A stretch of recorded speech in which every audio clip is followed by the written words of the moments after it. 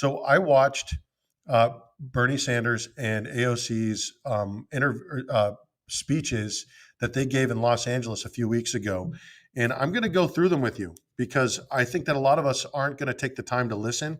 And it's important to take the time to listen to what the other people are saying, especially when they're getting great crowds.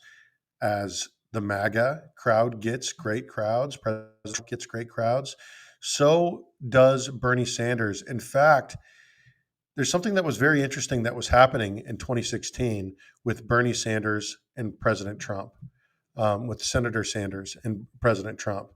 The two of them were both running as populist candidates, and they were representing their side of the people, and both of them had crossover message. And you could see that in the way that a lot of Bernie Sanders supporters, or not a lot of, but some Bernie Sanders supporters ended up voting for President Trump because the people feel unrepresented.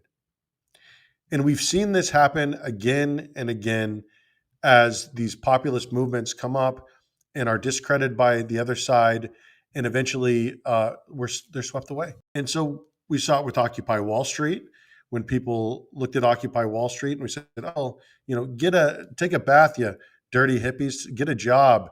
And ultimately, what were they talking about? They were talking about the consolidation of wealth and powers within the wealthiest 1%, the rising cost of student loan debt, the low paying jobs in their communities.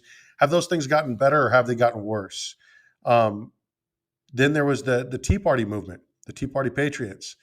And what were they interested in? Well, they were interested in fiscal responsibility.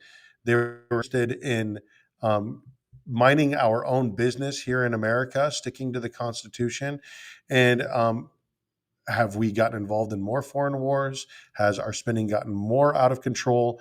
Absolutely. And in fact, they were attacked by the IRS and the government in their movement. And so when we look at these sort of things, the way that populism shifts left and shifts right, and then it went to MAGA and President Trump, and then 2016 happened and something very interesting happened in America, in that there were two candidates that were filling up auditoriums, and that was President Trump and that was Senator Sanders.